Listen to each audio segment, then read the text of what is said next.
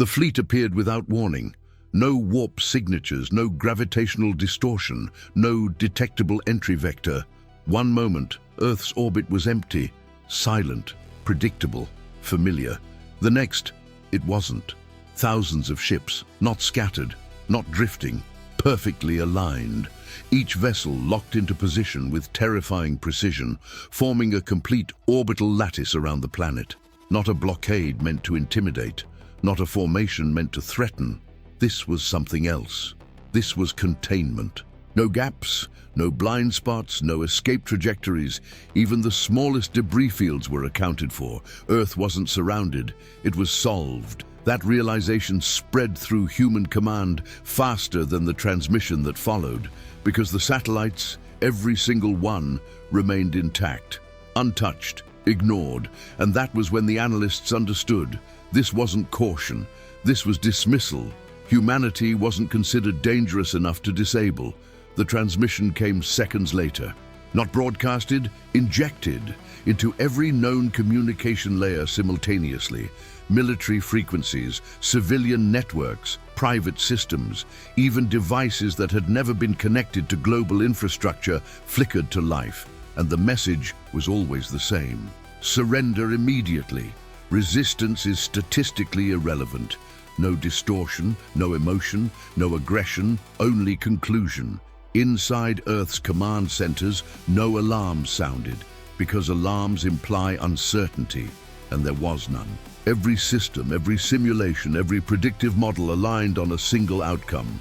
Defeat, total, immediate, irreversible, projected survival time under full engagement, under 12 minutes, projected resistance effectiveness, negligible, projected alien loss ratio, functionally zero. No one needed to say it out loud. Humanity had already lost. And still, no one moved, no one spoke, no one authorized retaliation. Because deep within the command structure, something older than fear held them still. Something prepared, something waiting. That silence spread from military command to civilian systems, from governments to individuals. Cities did not riot, armies did not mobilize. There was no desperate last stand, no heroic speeches, only restraint. And far above the atmosphere, inside the alien fleet, that silence was noticed. At first, it was categorized as hesitation, then as confusion, then as anomaly. Because every known species followed patterns under extinction pressure. They escalated, they panicked, they fractured. Humanity did none of these. Instead, the planet remained eerily stable, power grids steady, communications orderly, population movement minimal. It was as if the species had already processed the outcome and accepted it. That changed the deck. Alien command protocols flagged the behavior, not as a threat, but as a deviation.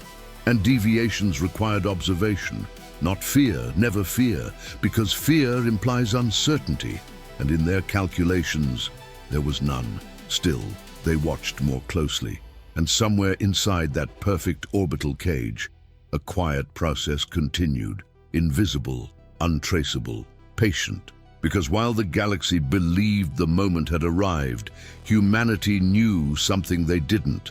This wasn't the beginning of the invasion. It was the end of something much older. The response did not come from a fleet. It did not come from a weapon, a missile screen, or some desperate planetary defense system rising from beneath the oceans. It came from a man. That alone unsettled them. When the request for a diplomatic meeting was transmitted from Earth, the alien command processed it as ritual behavior, a delaying act, a psychological reflex common among inferior civilizations facing irreversible defeat. They had seen it before. Species asking for terms they could not negotiate, presenting representatives they did not truly expect to save them, speaking of dignity while their worlds were already mathematically lost. So the request was granted, not out of respect, out of efficiency. If a species wished to formalize its surrender, then formalization would be recorded. But when the human arrived, the atmosphere on the flagship changed in ways the command deck did not immediately understand. He entered alone. No armor, No ceremonial guards, no visible recording unit, no tactical escort waiting outside the chamber. Even his pace was wrong. There was no rush in him, no stiffness, no visible effort to appear brave. He walked the way people walked when they were early to an appointment. That changed the deck because everything about invasion doctrine depended on patterns. The weak behaved one way, the desperate another. The doomed had their own measurable choreography. Elevated stress, accelerated breathing, defensive posture, unstable micro-movements, hormonal spikes linked to anticipatory fear. The sensors embedded across the diplomatic chamber activated before he crossed the final threshold. Heart rate stable, breathing controlled, adrenal markers low, thermal fluctuations minimal, neuromuscular tension negligible. One of the officers ran the scan again, assuming a calibration fault. The results returned unchanged.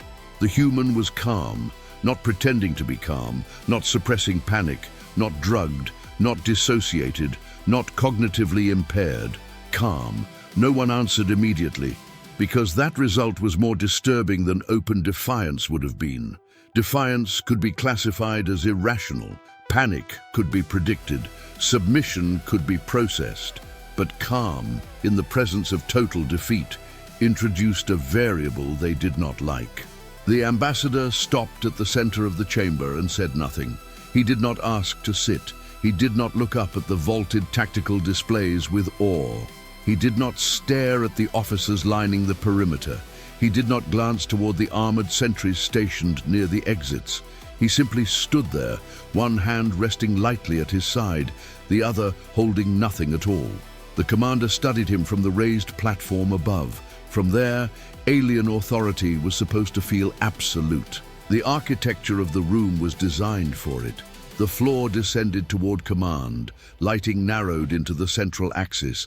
Every line directed the eye upward to power, rank, and consequence. Most species entering that room understood hierarchy immediately. Most lowered themselves before they were told. The human did neither. He looked up once, measured the distance, noted the exits, noted the placement of security personnel, noted the station clusters, the relay banks, the tactical projection wells, and the command cores mounted behind transparent armor glass. His eyes moved without hurry, without challenge, observing, cataloging. It was not the gaze of prey.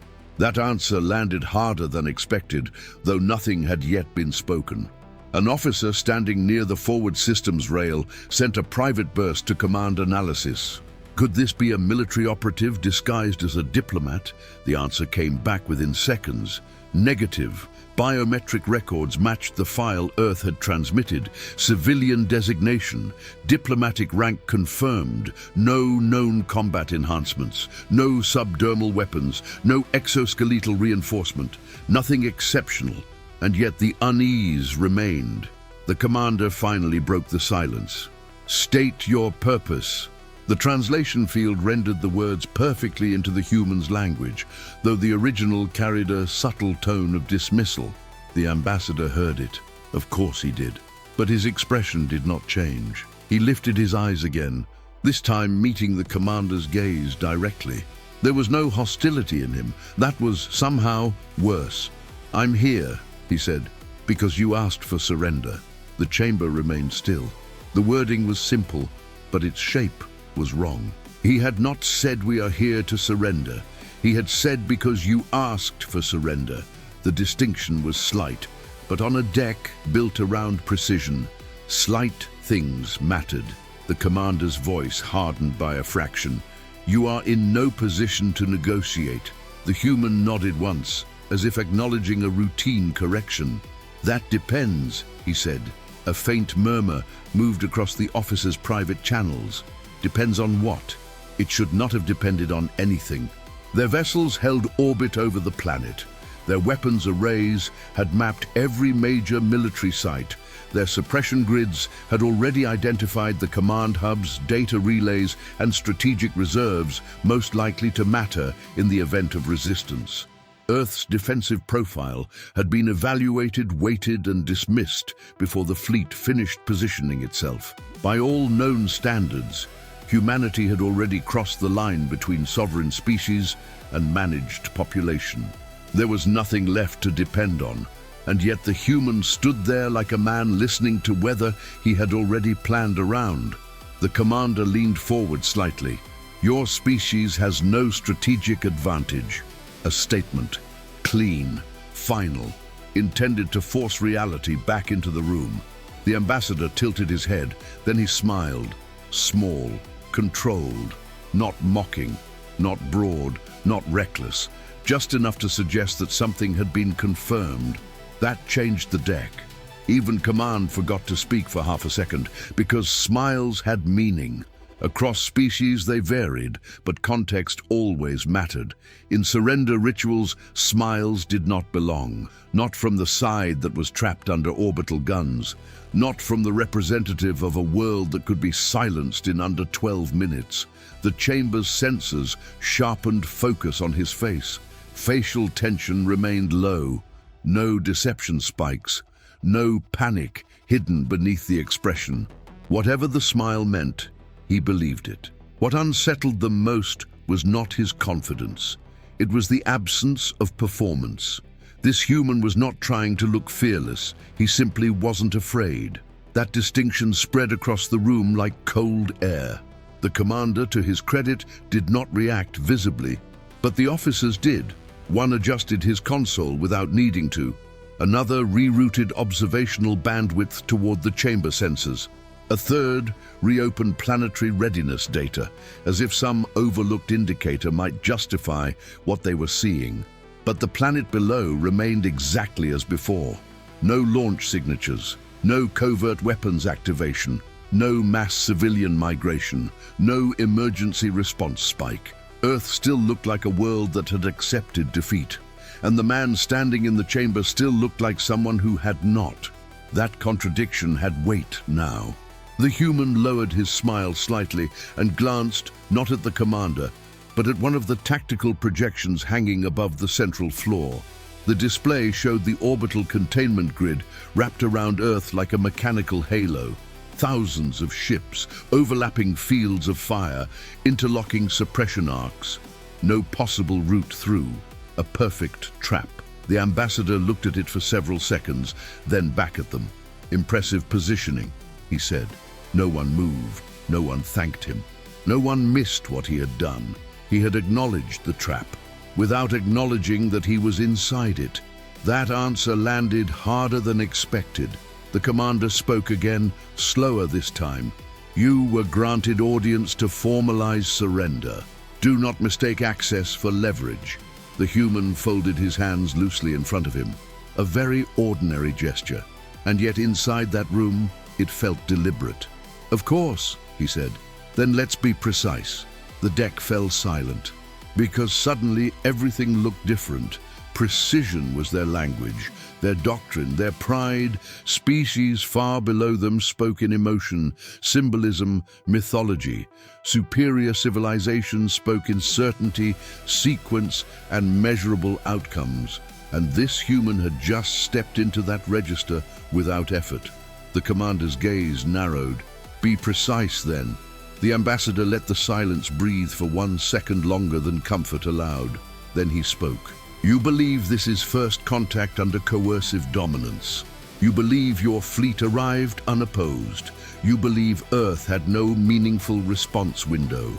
And you believe the existence of overwhelming force means the outcome is already decided." He paused. Each sentence landed with uncomfortable accuracy, not because it threatened them, but because it mirrored their own assumptions too cleanly.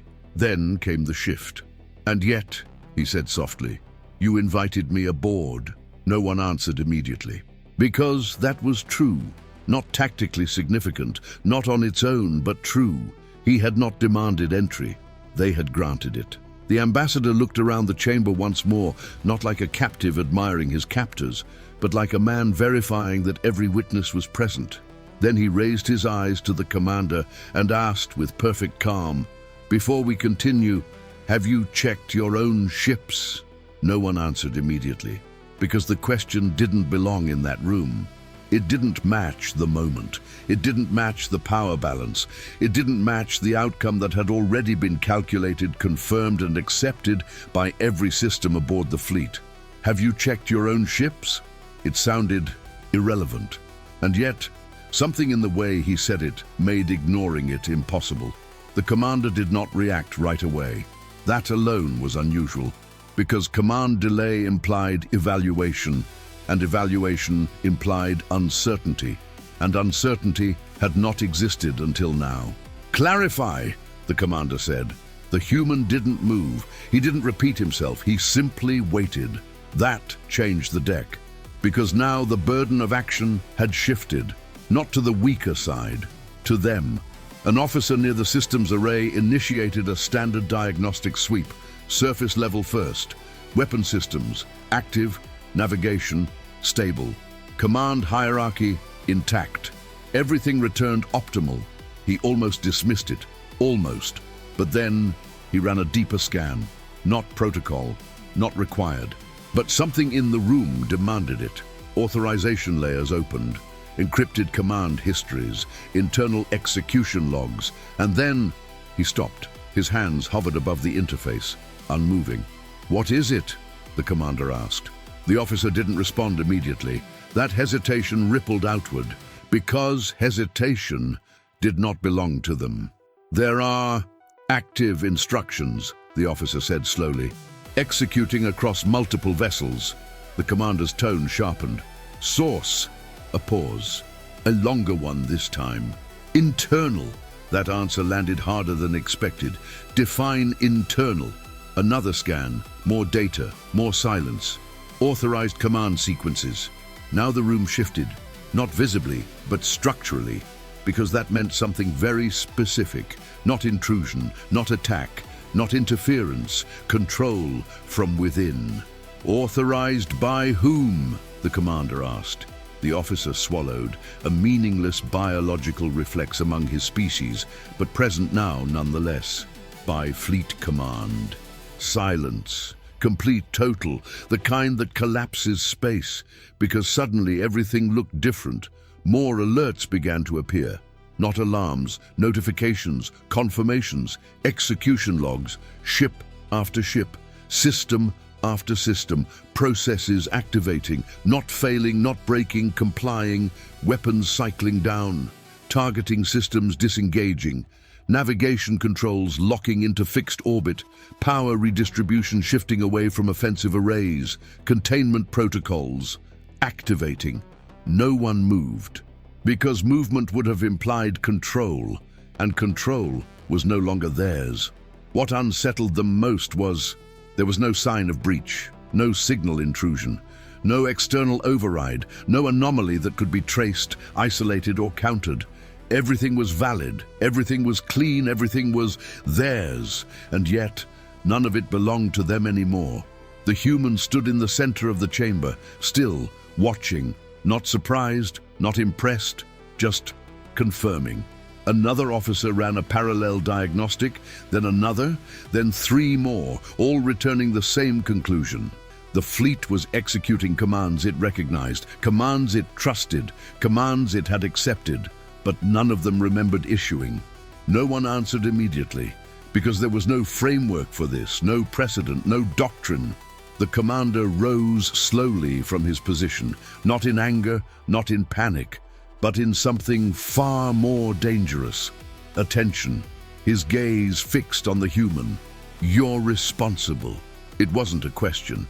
The human tilted his head slightly, and for a brief moment, that same small smile returned, not wider, not sharper, just present. "I'm present," he said. That changed the deck, because it wasn't denial, and it wasn't admission. It was something else, something that refused to fit inside their logic. Another wave of system confirmations rolled across the displays, now affecting larger clusters, entire squadrons, then entire sectors. Ships began reporting identical status locks. Command pathways sealed, override permissions denied, even high command access restricted. "Override," the commander ordered. Instant response, multiple officers engaged, manual injection, priority escalation, emergency authority chains, nothing. Every command returned the same result: already accepted, already executed, already locked. That answer landed harder than expected. One of the officers stepped back from his station, not out of fear, but because there was nothing left for him to do. That had never happened before, not once. Across centuries of expansion, across thousands of conquered systems, they had never encountered a situation where control was removed, without resistance, without conflict, without even being noticed. Until now, the human took one step forward, slow, measured. The sound of his movement echoed more than it should have, because no one else moved. "You're not being attacked," he said. No one interrupted. No one could. "You're executing instructions." A pause, and then the line that broke the last assumption in the room: "You just don't remember authorizing them." The words didn't echo. They settled, heavy, precise, final. "You just don't remember authorizing them." For the first time since the fleet entered orbit, something fractured, not visibly, not physically, but structurally. The commander did not respond immediately, and that alone was enough. Because hesitation at that level of authority did not exist without cause. "Explain." The word came slower now, measured, controlled, but no longer absolute. The human didn't rush to answer. He let the silence stretch. Let it press against every officer in the room. Let it force them to sit inside something they had never experienced before: loss of certainty. Then he spoke. "You scanned us before arrival." No one interrupted, because that was true. Standard protocol. "You observed our signals, our networks, our infrastructure." True again. "You mapped our systems." Of course they did. That was how conquest worked. The human nodded slightly, as if confirming a checklist. "And we allowed it." The deck fell silent. That changed the deck. Because that statement did not sound defensive. It didn't sound reactive. It sounded planned. One of the officers immediately reopened the pre-invasion logs. Probe data, signal captures, long-range surveillance. Everything they had gathered on humanity, all of it had seemed clean, passive, unprotected, primitive by comparison. Now, they weren't so sure. The commander's voice lowered. "You're suggesting infiltration?" The human shook his head gently. "No." A pause. "That would imply force."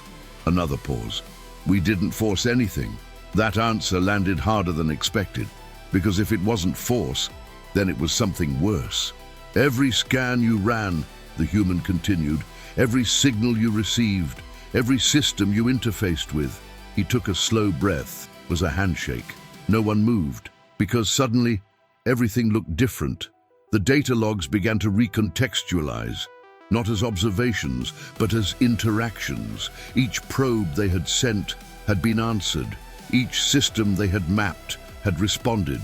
Each layer they believed they had penetrated had opened, not resisted, opened. What unsettled them most was, there had been no resistance at all.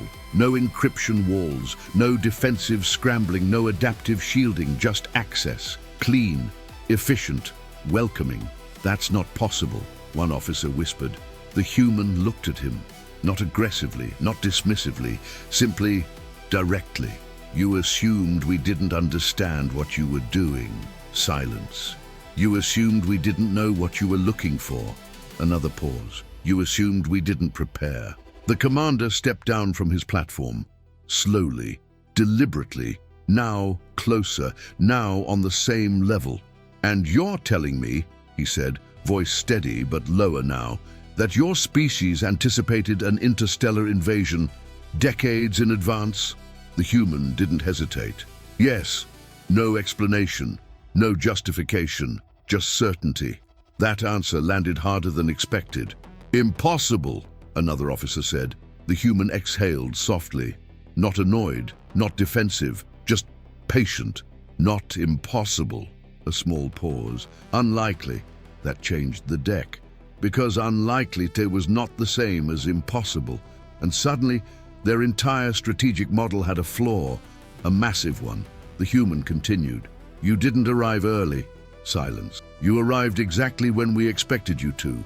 No one answered immediately, because there was nothing to counter that with. You think you surrounded us, he said quietly. His eyes moved briefly toward the orbital projection, the perfect cage, then back to them. But from our perspective, a pause. You followed the path we left open. The room didn't react. It couldn't, because the implication was too large, too complete, too precise. You built your strategy on our data, the human said. Another pause. We built your strategy. The words landed and stayed. No alarms, no movement, no reaction, only silence. The kind that comes when something irreversible is understood, but not yet accepted. And in that silence, their fleet continued to obey commands they did not remember giving. The silence didn't break. It deepened. It spread across the command deck like pressure, slow, suffocating, inescapable. No alarms were sounding, no explosions lit the void outside. No visible attack was unfolding, and yet everything was collapsing, quietly, precisely, inevitably. The commander stood face to face with the human now, closer than protocol allowed, closer than safety recommended. But distance no longer meant anything, because control was gone. You're claiming, the commander said slowly, that we walked into this. The human met his gaze without resistance. You didn't walk into it, he replied. A pause. You followed it. That answer landed harder than expected because it removed the last illusion of randomness. This wasn't an accident. It wasn't an exploit. It wasn't even an opportunity. It was a path, and they had taken every step of it, willingly. Behind them, the displays continued to update. Fleet-wide status reports, weapon systems offline, targeting arrays disengaged, command authority restricted, containment protocols active. One by one, ships reported the same state, not damaged, not disabled, reassigned, no one moved. Because movement suggested action, and there was nothing left to act on. What unsettled them most was, there was no moment of breach. No point of entry, no instant they could isolate and say, there. That's where it happened. Because it hadn't happened in a moment. It had happened over time, layer by layer, decision by decision, assumption by assumption. The human turned slightly, looking at the tactical projection of the fleet. Thousands of ships, now perfectly still, not in formation, but in compliance. We learned something early, he said. His voice remained calm. Even now, even here, advanced civilizations don't fail because they're weak.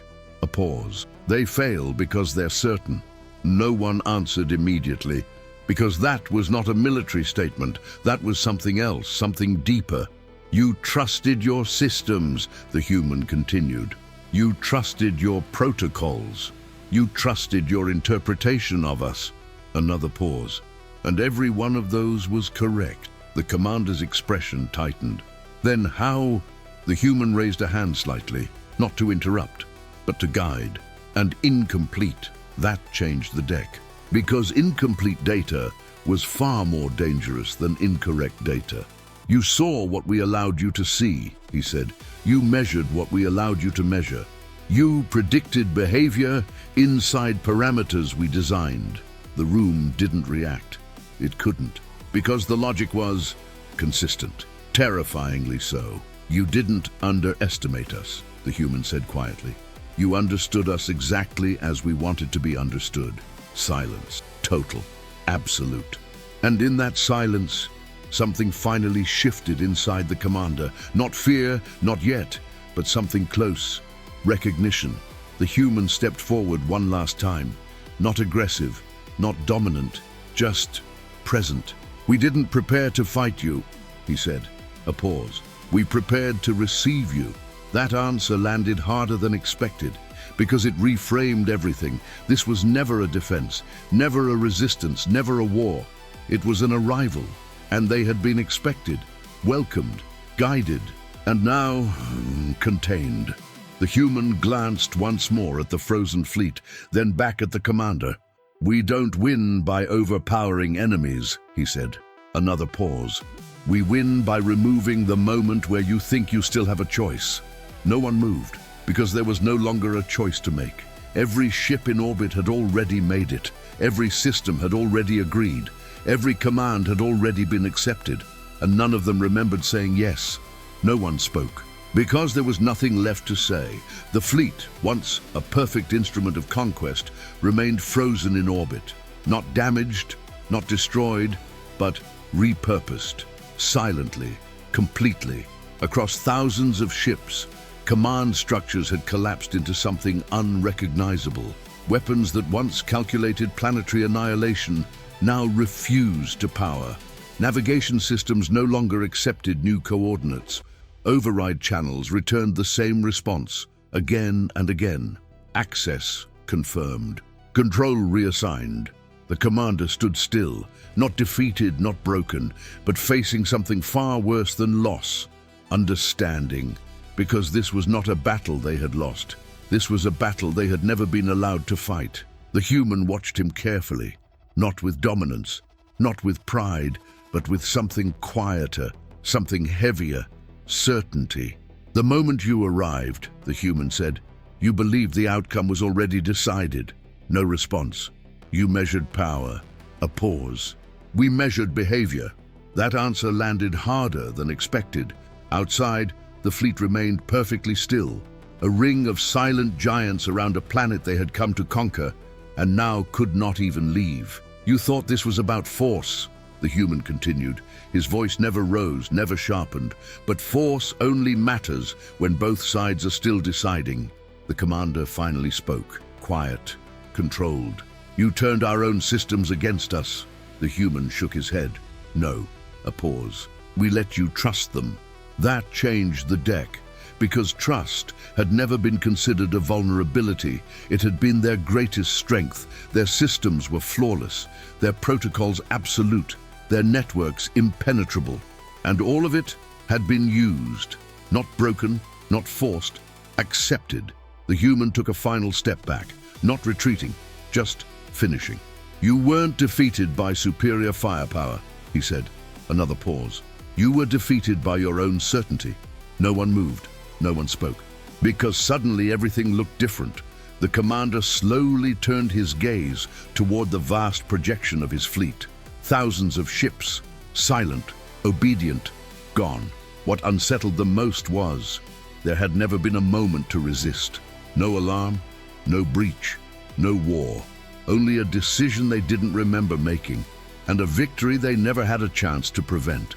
The human gave a small, almost respectful nod.